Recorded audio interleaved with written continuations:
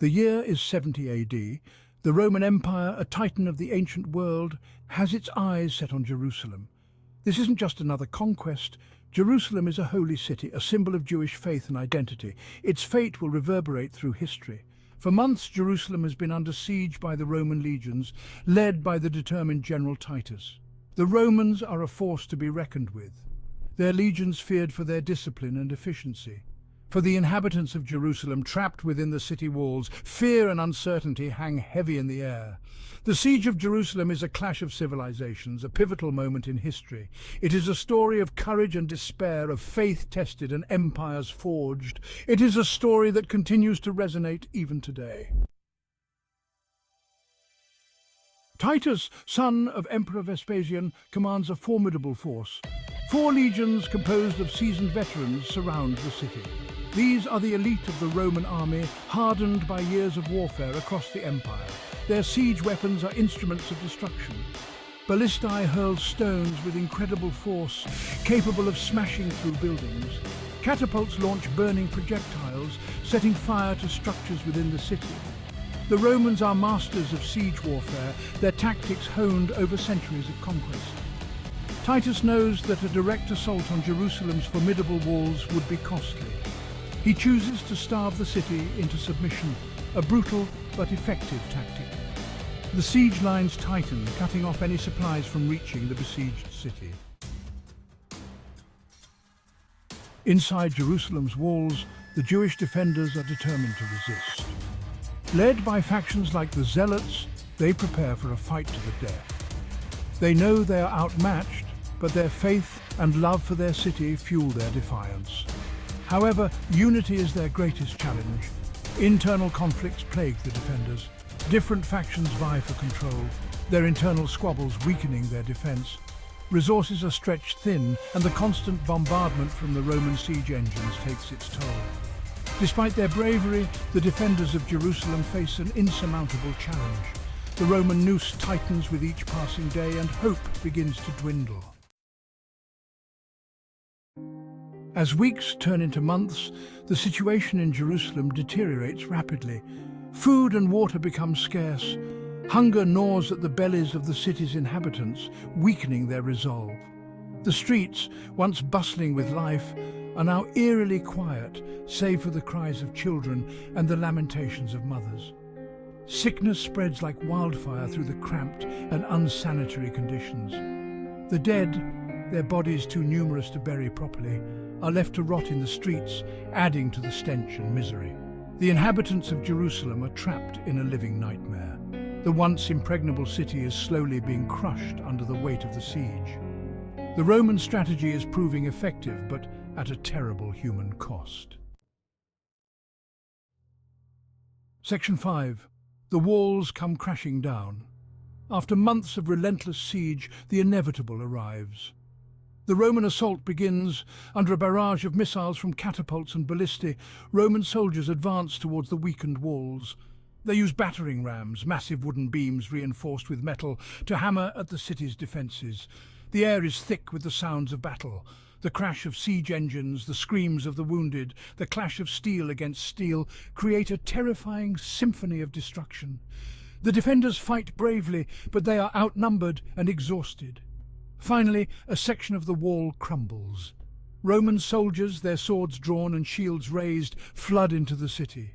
The defenders, pushed to their limit, fight street by street, house by house, but the outcome is no longer in doubt. Section 6.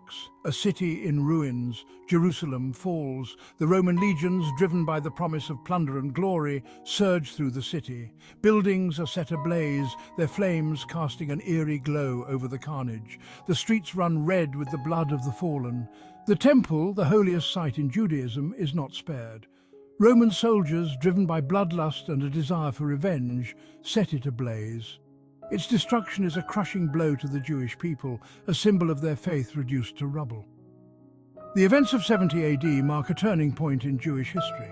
The fall of Jerusalem and the destruction of the Second Temple scatter the Jewish people.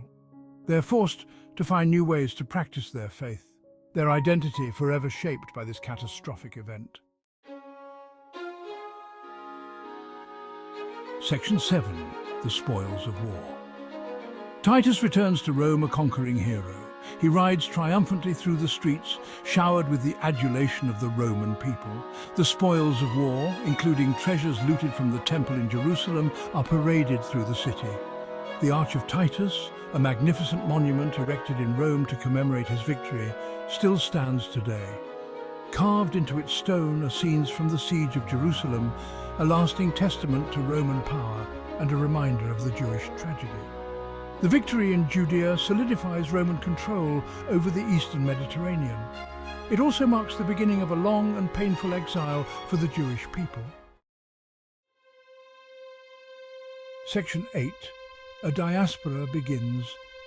Following the fall of Jerusalem, the Jewish people are scattered. Many are sold into slavery, their fate a grim reminder of the brutality of war.